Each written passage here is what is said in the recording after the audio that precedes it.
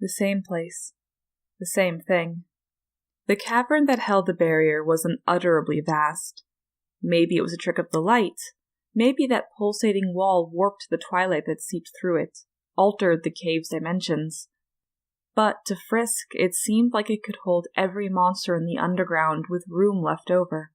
He wouldn't have been surprised to learn that the entirety of Mount Ebott was hollow, and this was its interior. The barrier's size must have only worsened the monster's hopelessness. Standing near it, you could feel your skin thrumming from its power. Asgore knelt in front of him, one hand clasped over the gash on his breastplate. The 6 souls quivered in their jars, emitting their unfinished rainbow of light. "After everything I have done to hurt you," he murmured, and even in this low, hurt tone, his voice was so deep that Frisk could feel it rumble in his soles. "You would rather stay down here and suffer than live happily on the surface." He remembered every time he died at Asgore's hand, wreathed in flames until he'd felt his soul crack in two, only to wake up again outside the door to the barrier's cavern. The first time he'd been so shocked by the resemblance to Toriel that he hadn't even found it in himself to avoid the king's attacks. Then he'd try to talk him down, again and again, fighting for the words that would raise Asgore's head and make him understand, unable to find them before he was struck down. Finally, he realized that he would have to fight, and then he died again. He'd had no practice actually attacking anyone with his stick.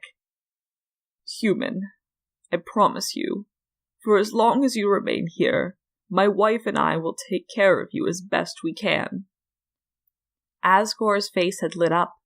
Frisk wanted to approach him, apologize somehow for what was to come. He knew he had to keep his distance. His grip on the knife tightened. "We could be like a family." Gleaming white pellets haloed Asgore's kneeling body. Frisk looked away. He heard a single, strangled gasp and the sound of dust sifting to the ground. When he looked up again, he saw the soul, that pure white light shuddering above Asgore's remains.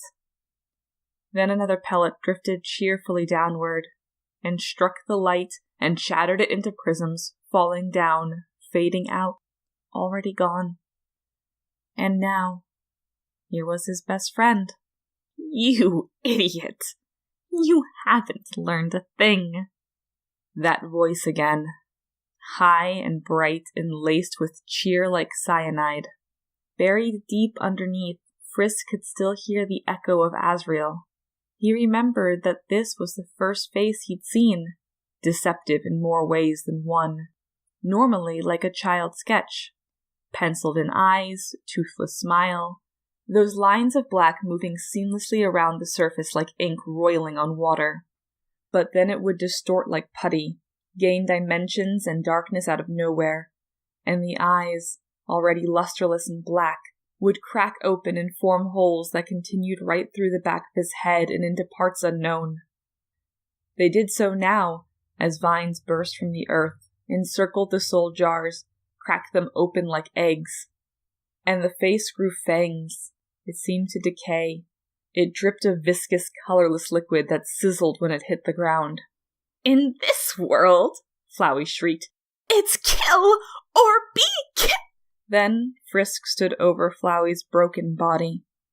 He remembered the terror he'd felt that first time. Deliberate, certainly.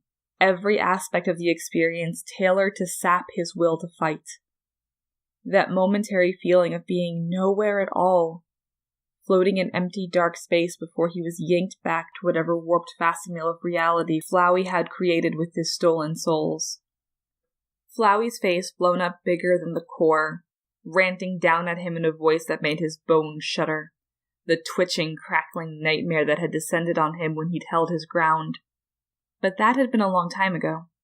Flowey was always so entranced by his own power that he never noticed how Frisk's face no longer betrayed a hint of fear, or how his unceasing barrage of incomprehensible attacks were dodged without effort or concentration. The knife really did make things so much easier. This was the only time he was able to get so close, and as ever he was surprised by how small Flowey really was when he wasn't constantly mutating himself. He barely came up halfway to Frisk's knee with his stem fully extended, and right now he was hunched over, his petals tattered, his face blackened. The barrier wavered where the human souls had escaped their captivity and burst through to the other side. If Frisk wanted, he could step right through in their wake before that wall solidified once again. Flowey turned his head just enough for his photo-negative eye to be visible. "What are you doing? Do you really think I've learned anything from this?" He sagged again. "No." Frisk stared down at him. "Sparing me won't change anything." Even now he could hear the smirk in that voice. "Killing me is the only way to end this." Frisk held up the knife. He turned it back and forth in his hand. The dying twilight caught the blade and briefly stained it a bloody red. Flowey turned again. His grin was a pale crescent. He watched the knife rise. "I knew you had it in you." And fall. "Wait, what?"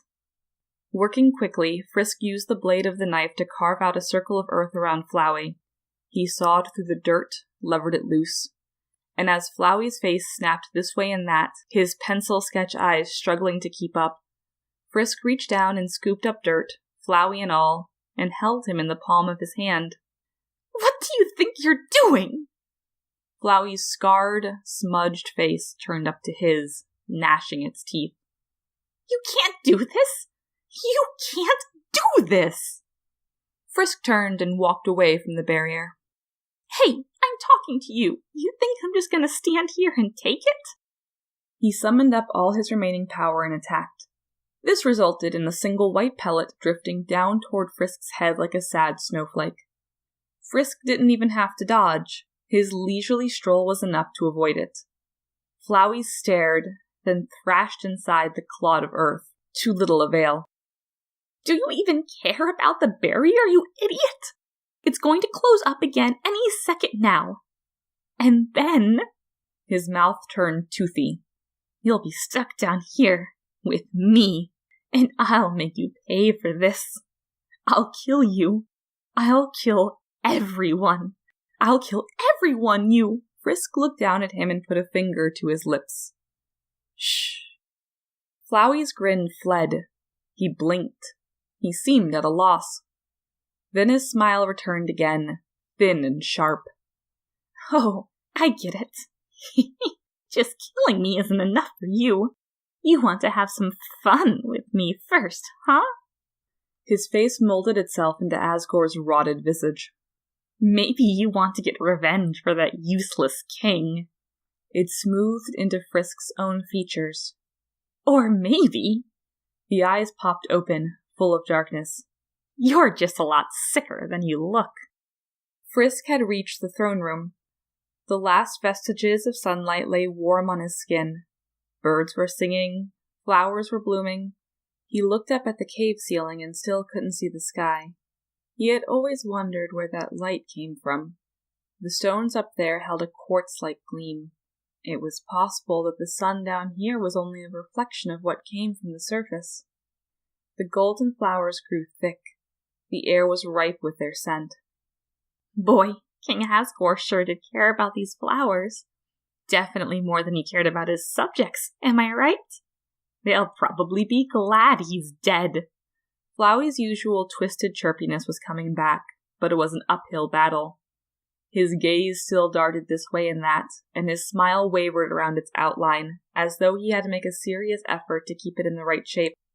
Frisk could feel roots squirming like worms against his palm. The antechamber and the bridge stood empty. The monsters had dispersed and gone to await news of victory or defeat. Frisk pushed the elevator's call button with the hilt of the knife and stepped in when it arrived. He stood quietly in place with Flowey held out at his side. Flowey kept surreptitiously glancing at Frisk's face for any sign of his intentions. Judging by the way his scowl got a little deeper every time he looked, he wasn't finding much success. Frisk walked down the hall, up the stairs. On the steps he could see numerous footprints, claw marks, and suspicious stains where the monsters had trooped up and out. Asgore's house stood empty. The only sound was the tick of an unseen clock. "It's a nice place, right?" Flowey observed. "And no one's going to live here ever again. Hey, it could be worse. If you hadn't killed him, then he would have just lived here by himself forever. You know, like she's doing." Frisk carried him to the kitchen and carefully placed the knife on the counter. Then he opened the oven door. Flowey's grin fell so far it almost literally dropped off his face, sliding down to his petals. Whoa, wait! Don't do anything crazy! Frisk pulled out the oven rack. "You go all this time without hurting a single person, and now you're going to do this to me? What is wrong with—" Frisk pulled out the pie tin, replaced the rack, shut the door. He slid the handful of dirt and Flowey into the tin. He put the tin on the counter. He turned on the sink. He washed and dried his hands. He washed and dried the knife. Then he picked up the knife and the pie tin again and left the kitchen. Flowey now appeared to be thinking very hard of something to say. He'd grown himself a brow just so that he could crease it. Now the bedroom. Frisk set the pie tin down on the right-hand bed, amongst the menagerie of stuffed animals. He went over to the opened box and put the knife back in. He closed the box up as best he could. "You're putting it back? Why are you putting it back? Who do you think's going to come to get it? Hey, I'm talking to you." Flowey was making a game attempt to rock himself out of the pie tin, but by the looks of it, he was still too weak to do much more than feebly drape his roots over the tin's edge. Frisk imagined that's why he always made sure no one got too close. He was lightning quick so long as he could burrow, but get him off the ground and he was as immobile as any other flower. Any other flower that could murder you with friendliness pellets. But that was off the table now too, as another limp attack from Flowey proved. His latest projectile barely scorched the floor. Frisk picked the tin back up, now holding it in both hands so it wouldn't rock around as much. He left the house, took the elevator down to the core. "Okay," Flowey said. "Let's see what you're planning. But you'd better move quick, because—" He slowly turned to face Frisk, his mouth full of dripping fangs. "Once I get my strength back—" Frisk wouldn't even meet his gaze. His nightmarish face turned irritated. He proceeded through the core, making sure to keep his distance from the sea of plasma. The heat was tremendous even with Ice Wolf's diligent cooling efforts. He walked down the outer bridge and into the MTT hotel lobby, where Metaton's glorious fountain statuary continued to violate both the carpet and nearly every safety code law known to monster kind. The usual crowd of monsters was clustered around the busted elevator to the Capitol. He saw several of them turn to him with wary eyes. Flowey noticed too and tittered. "Oh boy, here we go. I bet they're wondering if you're back from the fight. Whatever happened to their king?" He turned again. "Well, should we tell him? I'll shout it as loud as I can if you'd like. Ready?" Frisk stared down at him, then held out the pie tin to the monsters. Flowey looked at them, then back to Frisk, then back to the monsters. Angry eyebrows appeared on his face. "It's no fun if you're just gonna let me." Frisk sighed and carried him out the front door. The elevator crowd watched them leave. "There's a slime. I'm puzzled," said a slime who was puzzled. He walked back down the steps. He waved to O1 and O2, who were, at the moment, practicing their synchronized bouncing. O2 was still a little behind, but not for lack of trying. The nice cream salesman hummed along to the jolly clatter of their armor. O1 and O2 waved back. Even that was in perfect unison. Their symmetrical camaraderie was fearsome to behold. He took the elevator to Hotland's bottom level. Alphys's lab wavered in the blistering air ahead. Flowey's expression turned sly, which was a totally expected emotion to appear on Flowey's face. Slyness on Flowey's face was a biannual vacationer, and it had a timeshare and knew where to find all the best restaurants. So you're taking me to Dr. Alphys. What, you think she's gonna find a way to keep me trapped? You really don't know anything, do you? She's not even... Frisk headed in the opposite direction. Oh, never mind. He stopped at the water cooler, poured a cup of water, and then poured the cup into the pie tin. Then he poured another cup for himself, drank, flung the cup into the lava, and continued on. He avoided glancing at Flowey's face during all this. He didn't miss much. Flowey was running out of ways to express bewilderment. Outside Hotland, the enormous marquee sign stained them both blood red. Frisk's footsteps echoed at an even pace. Flowey craned his head this way and that. This is where you fought Undyne, isn't it? And then you made friends with her. And then you burned down her house. And then you killed her boss. He smirked. I wonder if she'll still want to be friends when she found out you took away her home and her job. Maybe she can stay with Alphys. Oh, but wait.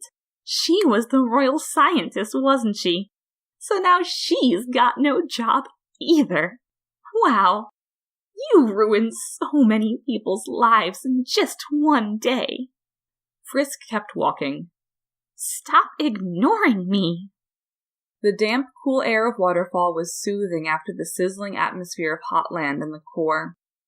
Water trickled down the walls, dripped from the ceiling, seeped up from unseen cracks in the floor. It all made its own quiet music, a distant patter, a liquid rhythm. On one loop, Sans had told him something, that the water down here was so suffused with magic runoff that it actually ran uphill, falling down and then flowing back up against gravity, forever cycling through unseen capillaries in the stony flesh of Mount Ebbet. The ceaseless rain in the marsh's center wasn't really rain, but water from the marshes themselves crawling up to the cavern ceiling only to fall down again. It felt like a taunt, another reminder that time here always stood still. Not even their water was allowed to move on. His shoes squelched through the tunnel where the memory flowers bent low, perpetually whispering their passing conversations. At least one voice sounded like someone he knew. Someday, I'd like to climb this mountain we're all buried under, standing under the sky, looking at the world all around. That's my wish. Hey, you said you wouldn't laugh. Sorry, it's just funny. That's my wish, too. He stood and waited until the conversation was done. Flowey spoke again, his voice unusually hushed. Can we go somewhere else, please? He walked past the plaques bearing the sordid history of the war, past the waterfalls that held his reflection. He maneuvered through the mushroom cavern, tapping each mushroom to refresh its cool blue bioluminescence as the room fell dark. Every time the light flared, Flowey had made a new, horrifying face. Toriel, half melted, with bone exposed. A shifting mass of vegetable meat bearing remnants of everyone he knew. Dripping fangs open wide and ready to close on his throat. After the third complete failure to get a reaction, he settled on a sulky pout for the rest of the trip.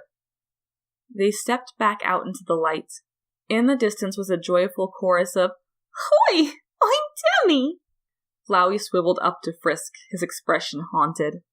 Frisk shook his head. Flowey looked relieved. They approached another crossroads. To the right, Frisk could hear Gerson tidying up his shop. He occasionally went, for no reason at all. He was a fascinating character. What? So that's where you're taking me? You think the so-called Hammer of Justice is going to keep me in line? What a joke! Even the king had more of a spine than he did. That old fool's only accomplishment is living so long that everyone forgot what a failure he was. His face warped into a turtle's twisted beak. All I have to do is wait till his back is turned, and then... Frisk headed in the opposite direction. All right, quit messing with my head. Where are we going? Down the steps where the river person hunched over their vessel.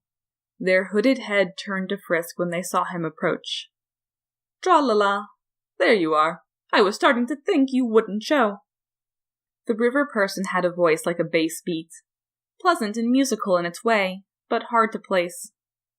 Frisk hopped on board and sat down with the pie tin in his lap. He waved. The river person did not wave back, but that wasn't their fault. It was still a bit of a mystery how many limbs they actually had under that cloak. So, shall we go where you requested? Frisk nodded. The river person faced forward. Then we're off. Tra-la-la! The boat rocked away from the stones, then glided down the underwater river. The trip, as always, was a smooth one.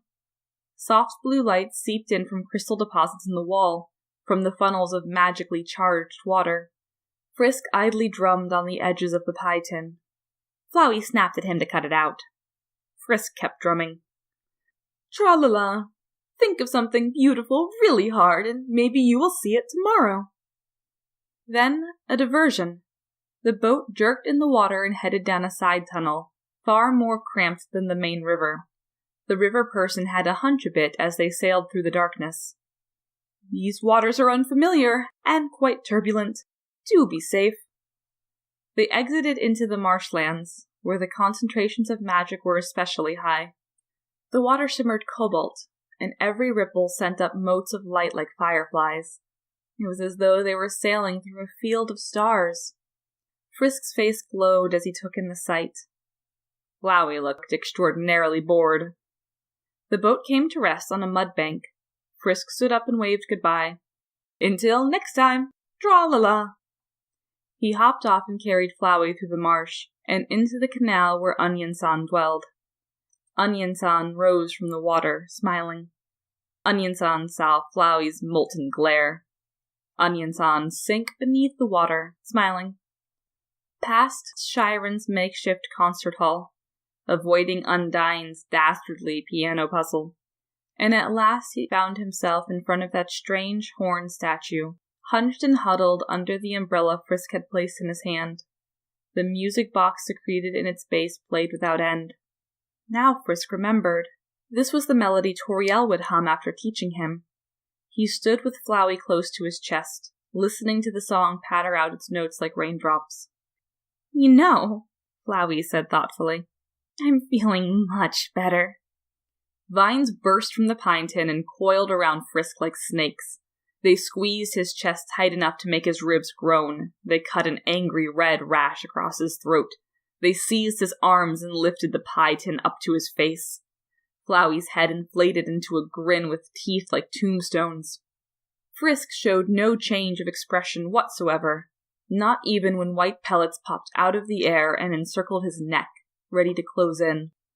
I want to make a bet, Flowey said. He swayed in the tin like a cobra.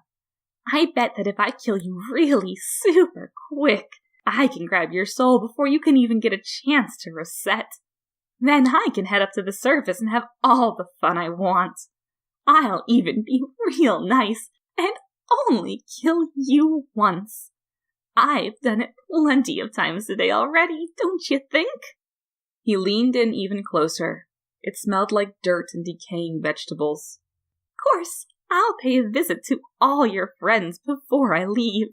And before they die, I'll let them know that it's your fault.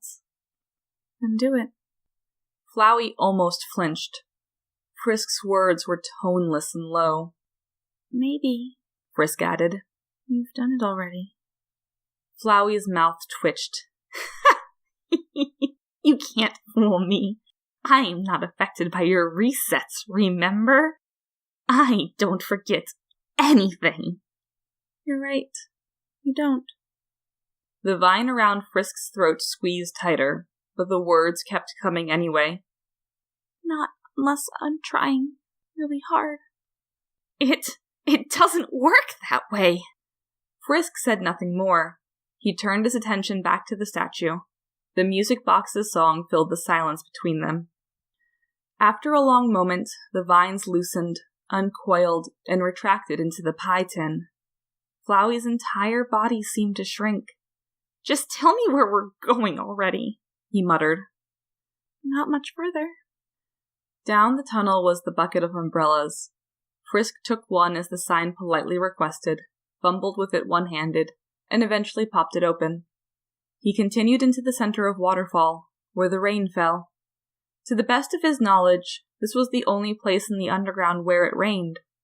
The ceiling overhead was so seamed, cracked, and pitted that those hidden rivers streaming through Ebbet seeped out, and the result was an unceasing drizzle that bubbled around the stones like a secret, before the water was sapped back into the mountain to begin its journey all over again. Frisk's every footstep created small ripples in the film of the water on the ground. Flowey practiced his faces in every puddle they passed. The reeds and the surrounding mud bent over the path like eavesdroppers. He stepped out into the central cavern, where the thick, dark mud stretched all the way into Hotland. If you had the nerve to actually brave that murky land, Frisk had never dared, he was just too short. You'd find the ground gradually turning hard and cracked as the magma crept closer and baked it into pottery. But out here, the air was cool and damp. A single rocky path ran through the outer edge of the marsh, and Frisk's footsteps splashed across it as he walked. Small ponds rippled and heaved in the swamp, making it look as though the whole cavern was taking slow, shallow breaths. Overhead, the crystals embedded in the ceiling sparkled like an overturned jewel box, the closest thing to a starry night sky the monsters had ever seen, their positions forever unchanging. Asgore's castle glittered in the darkness at the far edge of the cavern, the silky light here turning all its turrets sapphire. Frisk set Flowey down and sat at the edge of the path, his shoes hanging over the swamp. He winced a little as cold water seeped through his shorts. He kept the umbrella held over them both. That's it? Flowey looked around. That's it. Why here? I like it here, Frisk said. He stared out at the castle. I came here with a friend once. What, that armless freak with the crush on Undine? That's right. Do you know their name? I never ask. Yeah, I do. And I am not telling you. Okay. Flowey's face warped in rage once more. Then he looked back at the view, the castle in the distance, the points of light overhead, and little by little he arranged himself into a more neutral shape. I'm not impressed, he said. I've been here 100 times. I've been everywhere 100 times. What, did you think taking me here would make us friends? Frisk said nothing. It's all fake, you know. Those aren't real stars, they're just rocks. This isn't real rain. That's not even a real castle, because now it's got no king. And even when he wasn't dead because of you, it's not like he ever helped anyone. He could have just stayed in that stupid garden of his forever, and nothing would have changed. He glanced sideways at Frisk. You know, it seems to me that you've got this entire place down by heart already. How much time have you spent down here? How much longer before you get as bored as me? He grinned. You know the funniest part? Right now, there's only 2 people in the whole wide world who'll ever understand how you feel, and both of them hate your guts. His insults ran once again into Frisk's wall of silence and broke. His grin wilted. Why do I even bother? Flowey sighed and turned his gaze back to the swamp. There's only one person out there I won't get tired of. It sure isn't you. You're the most boring person I've ever met. And even if he was here, it's not like I could really care about him. He shook his head. Why am I telling you all this? I'm a good listener. Was that a joke? I don't know. Was it funny? Oh, ha ha. His root bed writhed. Can I go now? It's not like either of us have anything better to do. Not since you wrecked my plan. He smiled. I'll just have to kill time until you reset again. Then we can do it all over. Frisk's head finally turned, just enough so that one heavy-lidded eye rested on Flowey. His bedraggled hair curled around his face. He looked exhausted.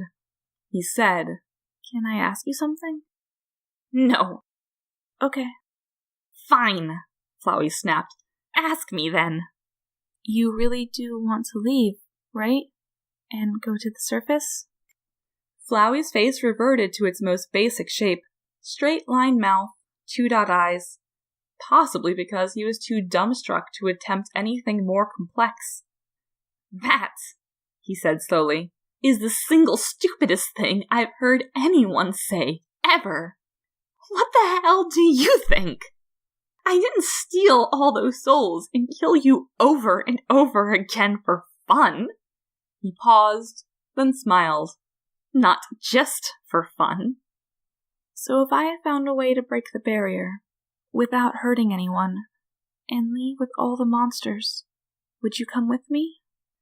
For a long time, the only sound was the gossip of the rain. "There's no way to do that anymore," Flowey said. "Not without the souls." "You know better." Frisk's eye bored through him. "I could, if I wanted to." Flowey blinked. For a moment, his expression seemed almost wistful. "That voice kinda reminds me of someone." Then he shook his head, stiffened his stem in rage. "You don't understand anything about me. You can't just toy with me like you did with all those other idiots down here. I'm better than them." His eyes turned sunken, his mouth grew fangs. "You'd get to see what they were really like if they could just remember what I did. Do you have any idea how many times I've messed with all of them? Do you have any idea how many times I've killed all of them? Every single one. Again and again. If they had any idea, they'd be happy to kill me on sight. Because, as you keep failing to learn, you idiot, that's the way this world works." Frisk's face didn't even twitch. "And stop looking at me like that," Flowey shouted. "It's pissing me off." Frisk looked away and waited until the sounds of Flowey's grinding teeth ceased. He said, "You're right."